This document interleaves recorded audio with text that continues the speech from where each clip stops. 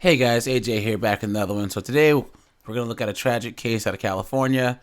We had a guy. He's a principal at a school, and he deleted himself because of some DV charges that were basically lobbied against him, and he decided to self delete instead of be labeled as a person that would abuse children and stuff. So let's just jump into this clip, and then we'll talk about the rest of the case.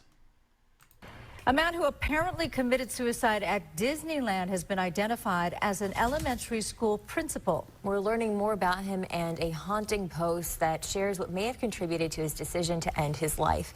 Let's go to Ed Lascos. He's live in Anaheim and talked to people who knew this man. Hey, Ed. And we are learning more now about the tragedy here at Disneyland Saturday night and more. Is that a rug he's wearing? You guys, put in the comments if you think that that's a toupee this guy is wearing. About the man who police say jumped to his own death off a parking structure here at Disneyland. That man now being identified by friends, people who knew him as a longtime educator and the principal of an elementary school in Huntington Beach. Here's the latest. The parking structure at Disneyland where the tragedy unfolded Saturday night. Anaheim police confirm a man jumped to his death from the Mickey and Friends parking structure, ruling it an apparent suicide. It happened during a busy night at Disney. I don't know if you guys have been to Disneyland, but that's a long way up, man. I mean, I'm from the West Coast, so I've been to Disney. I haven't been to Disney World, but I've been to Disneyland. That's a long way up. Forcing some trams to shut down and leaving guests to walk to the parking structure. Now comes the confirmation. The victim was 51-year-old Christopher Christensen from Westminster, the principal at the Newland Elementary School in Huntington Beach. It's very shocking. It's very surprising that something like Come on, dude, put a shirt on. this has transpired. It's a shame. But all we can do is try to move forward with trying to help guide students. This PTA member from one of the schools Christensen worked at, reacting with sadness, as is the superintendent of the Fountain Valley School District, saying it is with shock and heartbreak as she conveys the feelings of the district in this social media post to parents and students. We know Christensen had been dealing with domestic issues. He pleaded not guilty. Do you see how they said domestic issues? Like it was an ongoing pattern of behavior? It was one incident, and that's it. To misdemeanor child endangerment and battery charges, and he was due in court on Monday. Besides his long career as an educator, Christensen was also known for his love of music. Christensen played the cello and other instruments. He performed throughout the Southland, and he even taught music. Now he's being remembered mostly by the people he touched with his long career as a popular educator. He led by example. He did everything that you would want a leader in education to do for students and for parents.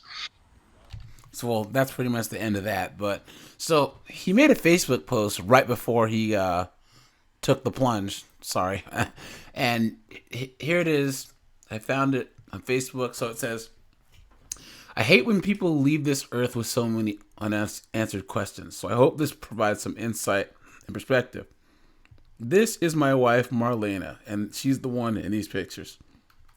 Okay? Yes, you heard me correctly. Most of you don't know this, but we privately married 3.5 years ago. Marlena and I love and adore each other, and our relationship has been amazing up until recently. Unfortunately, 2 weeks ago, she and I got into a heated argument at home in front of the girls. Tempers were flared and strong words were exchanged between us. However, never in this exchange did I hit, slap, or hurt Marlena in any manner, nor did I ever touch the girls. I never have and never will. I love the girls like my own, and they know that, as does everyone else who knows me. So this chick was a single mom. So he did the big oopsie, dating and marrying a single mom who had 2 kids. Not good. Here we go, guys. Here's where it gets good. Unfortunately, Marlena's anger got the best of her that night, and she called the police, which landed me in jail that night. Yes, me, a man who has never hit or harmed anyone in his life. I think that it's safe to say that Marlena truly regrets making that call, because the events of that last night have completely unraveled both our lives. I'm on the brink of losing my job as I am out on administrative leave until my case is resolved. So basically, she made the phone call thinking that the cops were just going to show up and kind of quiet things down. But you guys know, especially in states like California, New York, Washington State, a lot of blue states, if you call the cops, someone's going to jail. And then you don't even need to press charges because the state's going to take over and press charges. So she called the cops.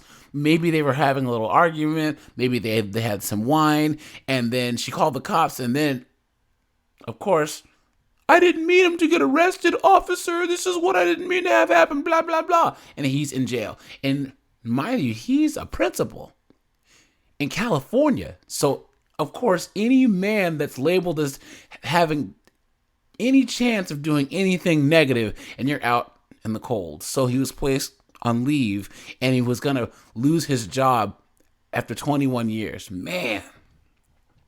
So, he continues. However, the legal system is extremely flawed, especially against men and fathers. That's true. And it's sickening how quickly and easily an innocent man can be thrown in jail based on zero evidence or proof.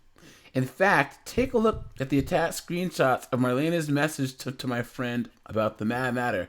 And I couldn't find the screenshots, guys. So she too had no intention on having that night come this far. So she shouldn't have called the cops in the first place.